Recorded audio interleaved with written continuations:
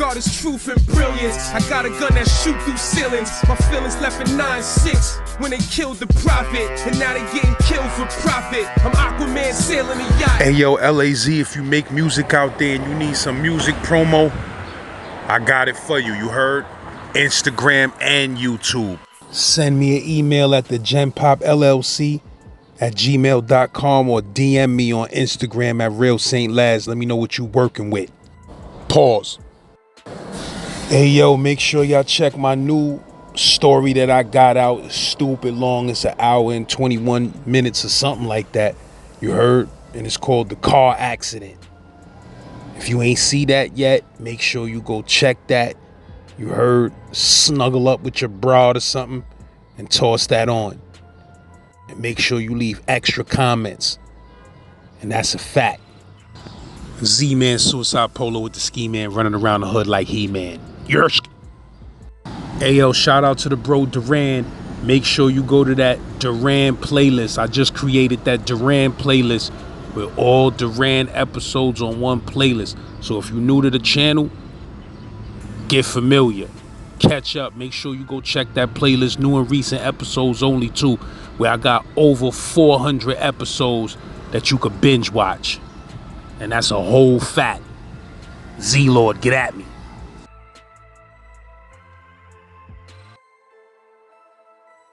And he said, yo, man, you don't know who I am? And I said, man, nah, I don't know who you are. Who are you? He said, oh, you don't know who I am? And he's looking, you know, he's making, like he's turning his head one way, turning his head the other thing. Next thing I know, somebody popped me in the back of the head. This shit was like they rung the bell for the first round. Ding! It was on. I'm flying heads. Flying heads. Dudes don't want it. They flying against the wall. It's all over the place. I'm humiliating these motherfuckers. But at one moment, they was able to grab both arms.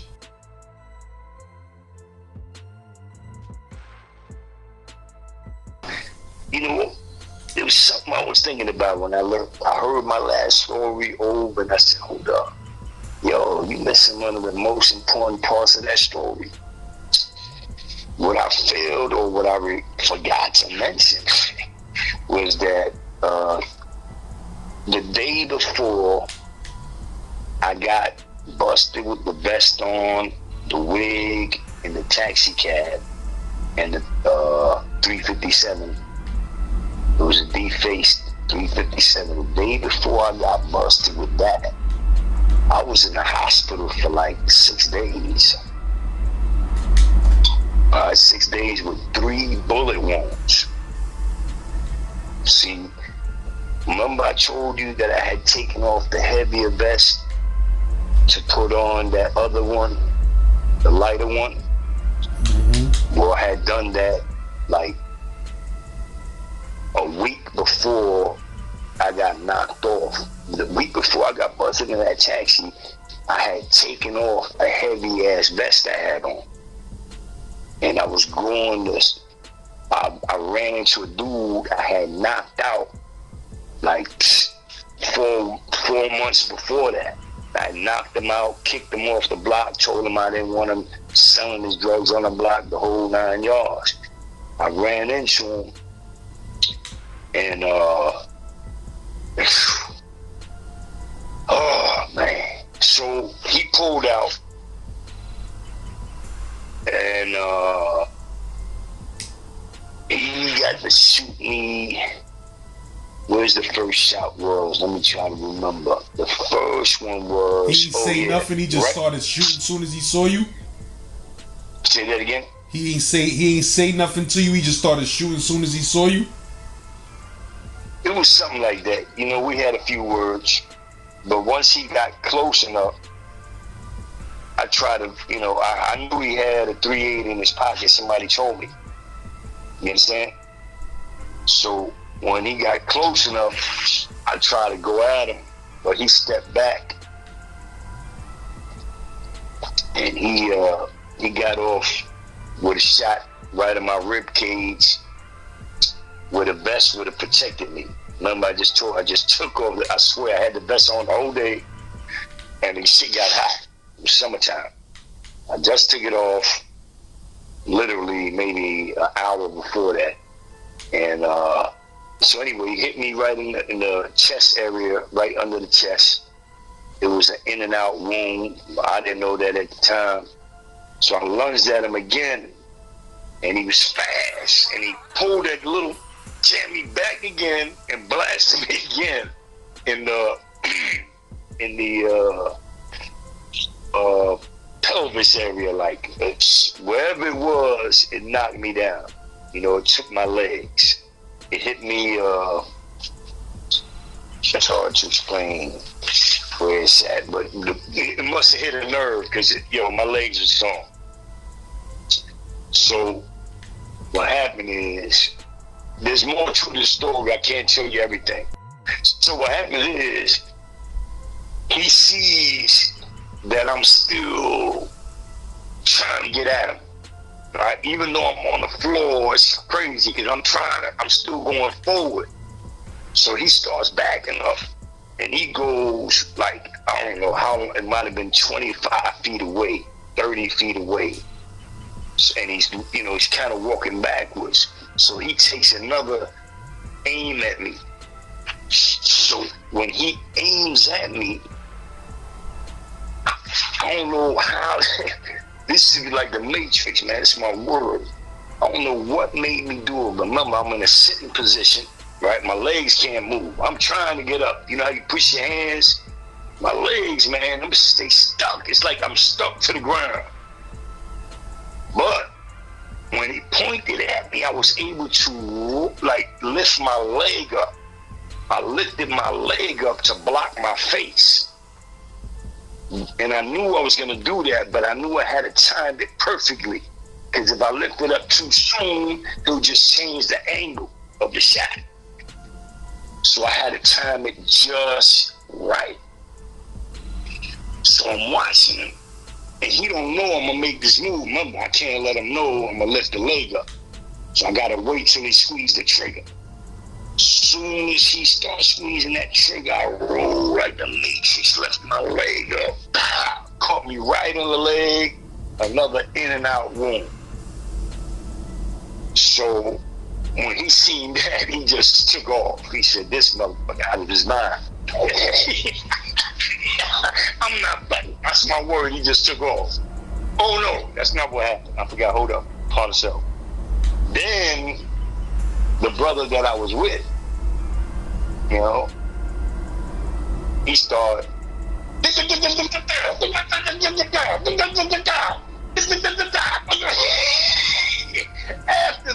After all this. So, but he did that really after the dude left. Like I told you, the dude looked at me. I don't know what he saw.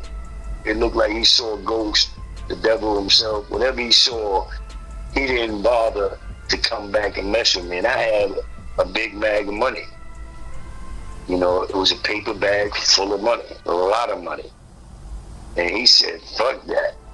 He left me with the bag. And he just took off. And then, like I said, this stupid motherfucker came out. I heard. I said, man, oh man, yo man, come here, man, come here. You gotta take me to the car, man. I can't move. So he bent down, and I reached up, put my arms around his head, like. You know how you walk, somebody give you a piggyback, whatever, because my legs was gone, so anyway, we gets to the car, try to close the damn door, my legs, they stiff, can't even close the door, I can't move, I got no control over my legs, so I had to pull them like with my hands, so I could close the door. As we leaving, heard a few more shots. He was out though. Anyway, that's a long story. Let me tell you what happened next. So I tells the dude, look, man, I'm on parole. I ain't trying to go to no hospital. I ain't trying to go back. So you know anybody that can take this bullet out? I feel there's only one. There was only one that was still stuck in me. The other two was in and out. So I ain't really need the hospital for that. I could just wait it out, you know, clean it up. But there was a bullet I couldn't really get out. I could feel a little, but it was stuck in my back still. I need to get that one out. So my man said, well, my sister's a nurse. She's a nurse. I said, you think she can get this out? He said, yo, man, we could go ask her, man. We're not too far away. I said, okay, let's go. So, you know, we goes over there to his sister's house. Him and another dude, they got to carry me up. Like, it's like 5 flights. Elevator, there ain't no elevator, or they don't work, whatever it is. They carrying me up 5 flights to her room or her house. When I get over there, they put me on the couch. I'm bleeding all over the place. So I asked them, please get a blanket. I don't want to, you know, bleed on their furniture. They said, don't worry about it. I said, no, I ain't worried about it. Get something if you could. Anyway, so when the sister came and saw me, you know, she started, I don't know what she was saying, but she told her brother she couldn't help me. We had done, so now I'm stuck in here. She can't get the bullet out. I'm bleeding all over the place, 3 bullet wounds. I'm counting the money because I got to give homeboy some money for carrying me. You understand me? As mad as I am at his ass, he still came back to carry me to the car. You understand that, right? I'm mad because he should have been right there with me. I wouldn't have got shot up. You understand me, right? I was going to talk to this dude for him. He got machine gun. Anyway, push him to shove. When, like I said, I wanted to give him a few hundred at least, yeah, man. And I told him, man, and that's for carrying me, you coward motherfucker. I was mad. I didn't give nobody else nothing. I was pissed off. So after that, you know, I had him call my wife because I still didn't want to go to the hospital. I was trying to figure out a way not to go to the hospital. So I had him call my wife, and she didn't know for sure how to do it. So I had to tell him what to tell her. You know, it was crazy. She wasn't coming right away. She didn't know what was going on. She was scared that they was holding me ransom, whatever. So anyway, she finally came, and she was able to, with her friends, I told her, hey, you know, take this money, take it home. And then in my car, I also had my car ready, and I need to get somewhere where I can get this bullet out. So she said, okay, so this one dude, we took 2 cars. My car, she put the money in there, whatever, had a friend drive home, and she came with me, took me to the hospital. And when we get there, blah, blah, blah, you know how it is. Long story short, I had the 3 bullet wounds, and I was in the hospital for about 5 days. And so as soon as I got out, the very next day, I went to go see my man. Yo, what's up? He the best. I need this and that. He said, yo, man, why you don't chill, man? You just got out the hospital. What's wrong with you? You can't even, you got a cane. You walk with a cane. I said, yo, I can't sleep, man. I can't sleep. I got, you know, come on. Dude shot me up. You know what I'm saying? I'm not just, it ain't over. He shot me. I gotta get him. So that's what happened. And so that's why, you know, I know I said, people say I was trying to get some, it's halfway true. You know, I had the bash and stuff. You know what I mean? If I would have seen the dude, I would have had to defend myself, right? But for the most part, like I said, that's what happened when I got busted. People don't, I went into prison with 3 fresh bullet wounds. Remember, I got the two gun cases, right? So for whatever reason, they didn't violate me. I had the 1 case, I got bailed out. Then I had a month later, I got another gun case, got bailed out. They still didn't violate me. So I was out there in a 3rd gun case. Once the 3rd gun case came out, they said, I think that's enough. So that's when they violated me, and now I was stuck in prison with the 3 gun charges and the parole violation. All right, did that clear it up? Yeah, you said you The was parole shot thing? up. So you was shot up when you came through? Right, so when I came through, I was shot up, and I went to, you know how you go to court right away? Yeah. You know that when you go to Rikers, I guess I was in C95, so right away you go to court. Man, weeks later you go to court. So I was still, you know, I'm not gonna lie, I was kicking from the streets. I had the habit, and I was shot up. So I goes over there to the BRONX Supreme Court, and you know, unbeknownst to me, is some dudes from HDM there that's trying to kill me. I didn't know that at the time. I'm thinking they homeboys, you know, BX, right? Most of them are from the Bronx. So they gotta love me. I'm, you know what I'm saying? I'm not shitting on the Bronx. But, you know, I didn't even know that they believed that I had killed somebody. You know what I mean? A particular brother that, like I said, he was a big Willie. So I didn't know that. But, you know, word, like I told you, that dude spread rumors. The bandit spread rumors that got to the prison. By the time I got to Rikers, the rumors was there. They was waiting for me. Like I told you before, $25,000 contract. So when I goes to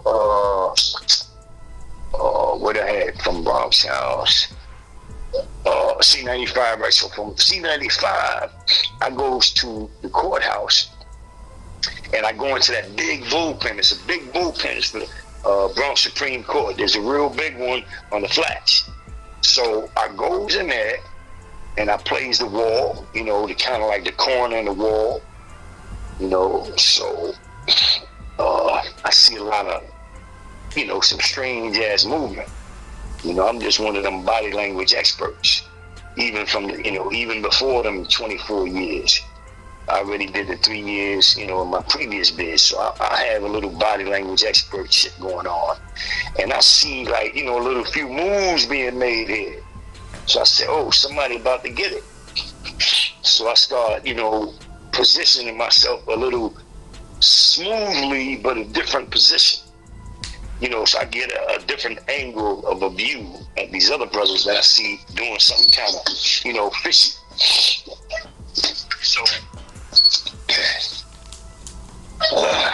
I end up seeing this dude, and I'm gonna name him, man, because everybody knows about this.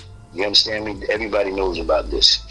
So it's a dude named Black Kirk from 183rd, and he's in there with Supreme. Supreme is, you know, a dude from Brook Avenue. So I'm looking, you know, to me, these dudes, they gotta have love for me. There's something going on, but it ain't with me, right? So I approach Supreme and I start talking to him. I said, yo, man, what's going on? He's like, man, you know, everything's all right, you know. And then he started looking at another dude. So I looked at the other dude, and I'm talking to him face to face. And he said, yo, man, you don't know who I am? And I said, man, nah, I don't know who you are. Who are you? He said, oh, you don't know who I am? And he's looking, you know, he's turning his head one way, turning his head the other thing. Next thing I know, somebody popped me in the back of the head.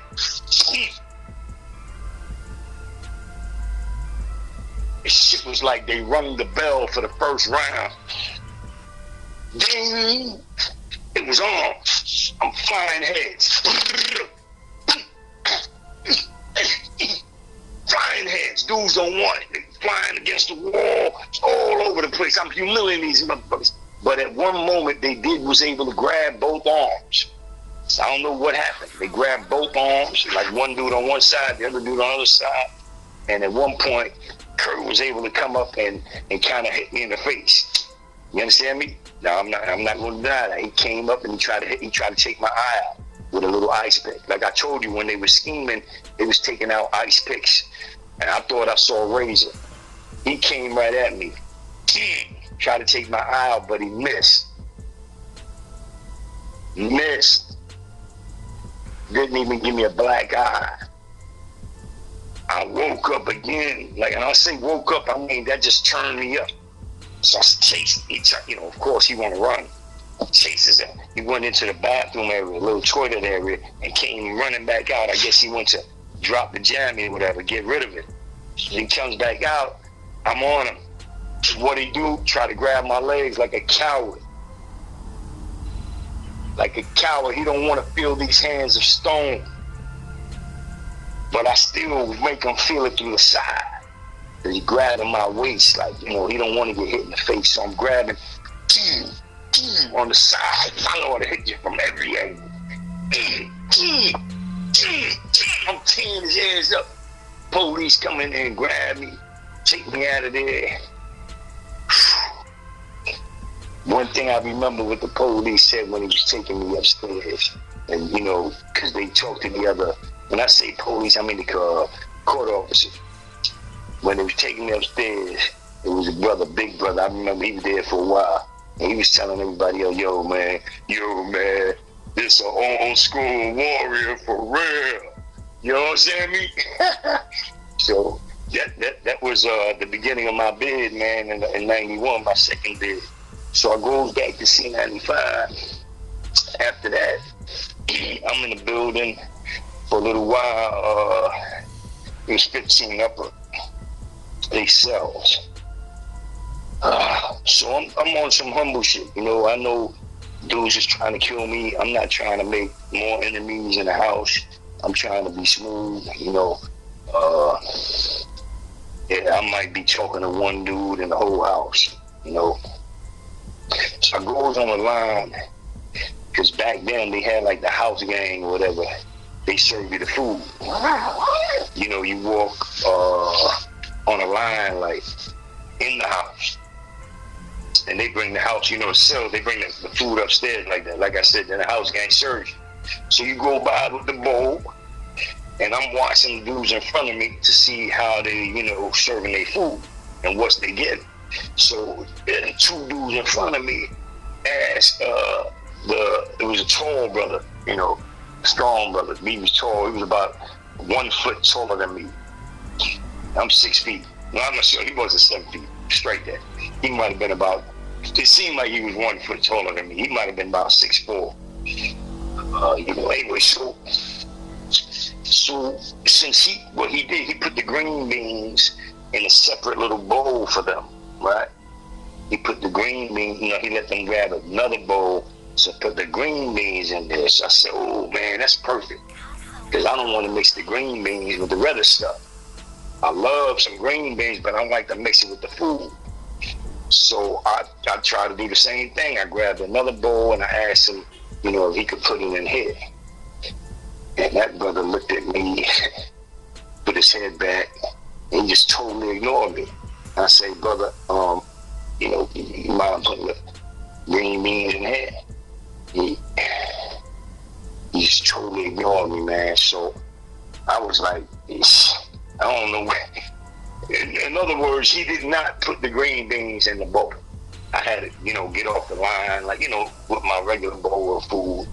But I remember saying, yo, man, so it's true what they say. Nice guys, they finish last. So I went, ate my food, and I started scheming on this dude, Now, like I told you, I only spoke to maybe one dude in that whole house, and we wasn't, what I'm saying? That wasn't my partner like that, so I was on my own. But I'm never alone. So, I start figuring out how I'm gonna get this dude. He can't get away with that. He just humiliated me personally. I don't care what anybody else. He didn't cuss me out, but you just disrespected me. You have no idea. You don't know. I'm quiet, but that don't mean I'm not a king. You understand me? That don't mean I'm not a general. I'm just quiet and humble.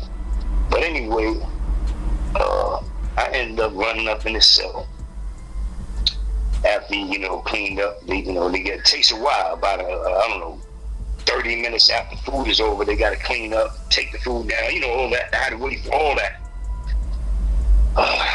But yeah, he was right in the cell all alone, and I happened to be passing by. jumped right up in there.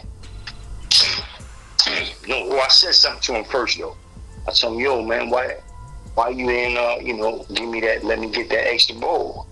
And he looked at me with that same look. He looked at me in the mess hall, like he's, big. You understand me? Like he's superior to me or something. And that's where he made a big mistake. I cracked him about 5 times back and forth, where he was laying, like he was sitting on his bed when I did it. So it was real perfect. And when I was doing it, I heard his jaw cracking. And I was hitting him perfect. Catching right on the jaw.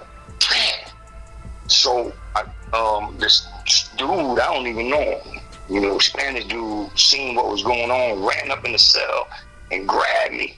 And he took me off the dude. He showed, man, come on, man, you gonna kill him. Let's go. And so he's trying to pull me out. And when we got towards the door, pushed off on him, spit out, went back to him, and I'm not gonna lie, man, I started digging deep into his face. Wow. Not once,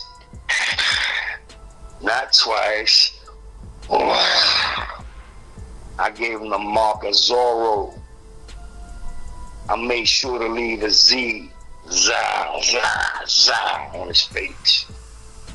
Because I knew dudes was talking about how they was gonna get me, so I had to let motherfuckers know this is what you gonna get when you try to fuck with me. So anyway, I end up, so now I go back in my cell, I put my glasses on, I'm reading the book, because now they kind of like shut shit down.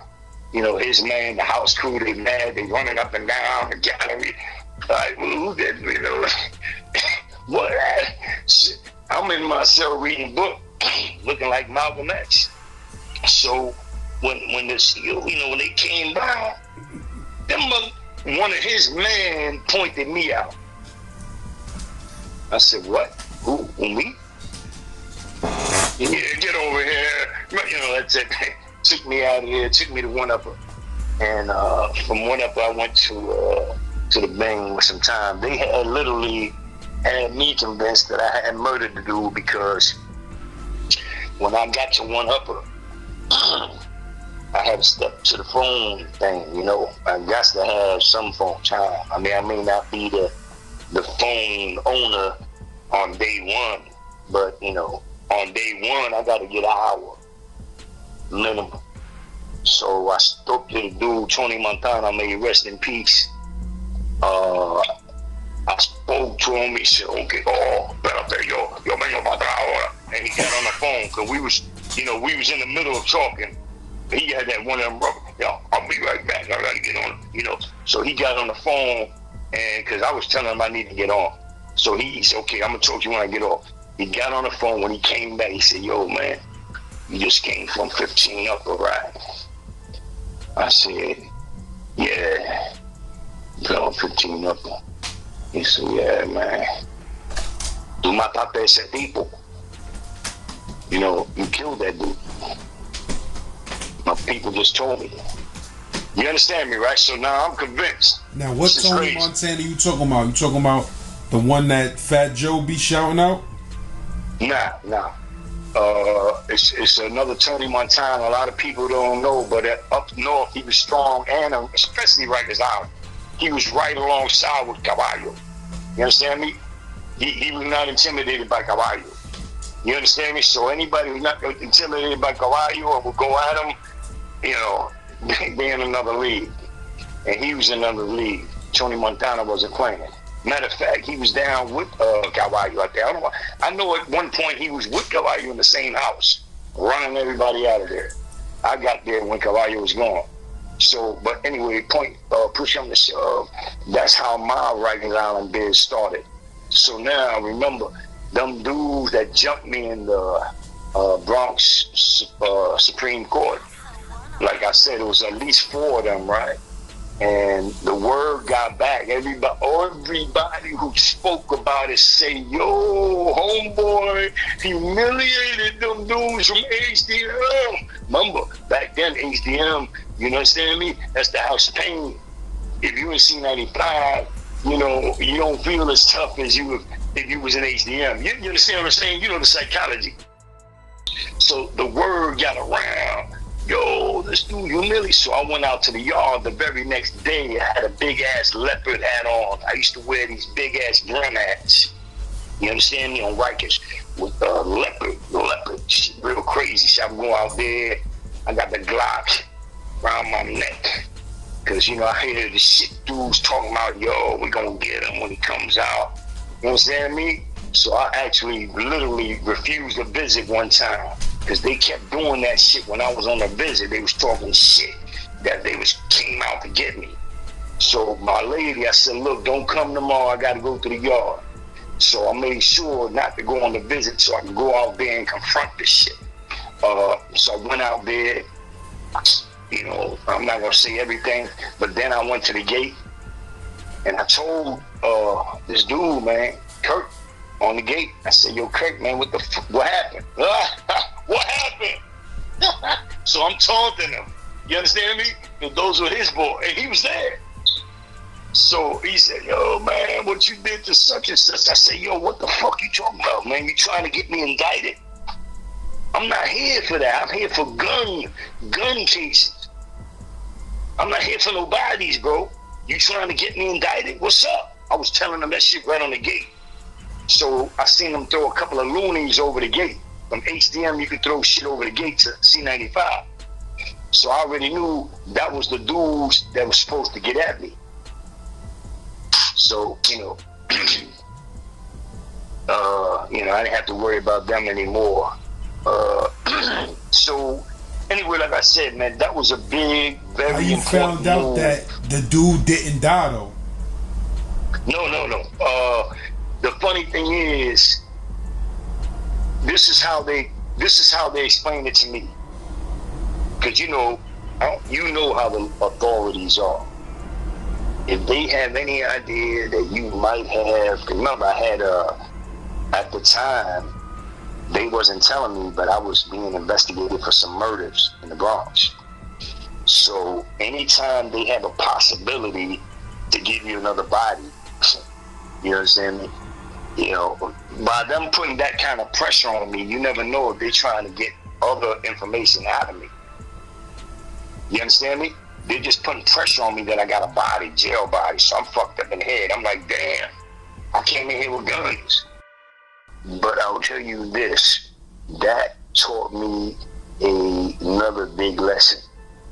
It taught me that you cannot react every time a dude disrespects you, because I think personally 95% of dudes that disrespect me, they're not real men, because men got big respect for me. There's nowhere I ever been where whoever considered themselves the top dog, you know, they always gonna respect me, even if I'm laying low, because you know I'm just, you know, I'm a man. So hold on, can you turn me back what I was getting at? But I'm gonna keep it real with you, bro. Like, you know, I don't want to put no story out that gets you jammed up for something. Okay, am I going too far? Like, no, I'm saying with that jailhouse shit, like, you know, I'm good. I'm good with that, because I only got a ticket for assault, for slashing him and breaking his jaw. So I don't think he died. I think they were just playing with my head. You know, if they gave you a ticket for slashing them and assault, then you good. That's what I'm telling you. That's why I'm telling you I can talk about that. I have to talk about that, bro. That's how my bitch started in '91. That's why dudes started backing off. I told you I came in with the $25,000 contract. That motherfucker said he just killed somebody in C95. I'm not fucking with him. You fuck with him. You understand my point? I knew that the first time I struck somebody in 1991, that he would have to be a demonstration. I would have to send a message out to anybody and everybody who thinks that I turned soft in prison, like some people do. So I had to let them know, listen, whatever y'all was talking about me in the streets, it's the same shit in here.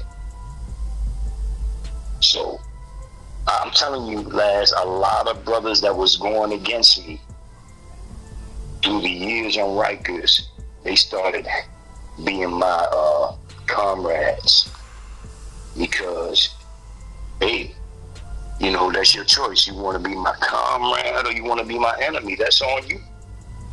Oh, I'll tell you one thing. I was undefeated on the island. That little punch in the eye that he did with that little ice pick, like I told you, look, I got both my eyes. He missed.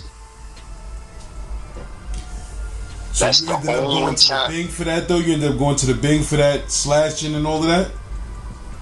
Okay, let me tell you what happened there. We both got a ticket. Of course, you know, BRONX Supreme Court, you ain't getting away with that. We both got a ticket for fighting, strictly fighting. Like I told you, he tried to hit me in the eye, but I didn't even get a mark. No, I'm talking about the other dude that got cut up. Did you end up having to go to the Bing for that? Yeah, I went to the Bing. I went to HDM. I don't know what I did. 4 months in the Bing, 120 days. That's a lot back then. Back then, they give you 90 days tops. But yeah, that's what happened with that case. That, you know, I'm moving on to where I'm gonna tell you where I was in, you know, in population. I started out on 91 in regular population before I was CMC Max. So I had two dudes from New York begging me to sign on the PC, telling me I got no wins. These dudes and those dudes are after me. And then when I get up north, those other dudes are after me. Jimmy Lee supposedly was after me. I was with him up there. He wasn't after me. But, you know, you got a lot of names they was using to put the fear into my heart. So I had to bark on this other. Remember I told you the potential bandit? Yeah. That I drove right by, looked right in his face. And I thought he didn't recognize me. You know, when I had the wig on? Yeah. Okay, so the potential bandit was one of the dudes I was calling from New York. I was telling him to send me shit. You know, he would send me $300, shit like that. You understand me? I had my foot in his neck. So, and he was begging me to sign in the PC, telling me I got no wins. I'm outnumbered. You know, these dudes gonna get me. So, you know, I had to bark on him and remind him. I said, yo, man.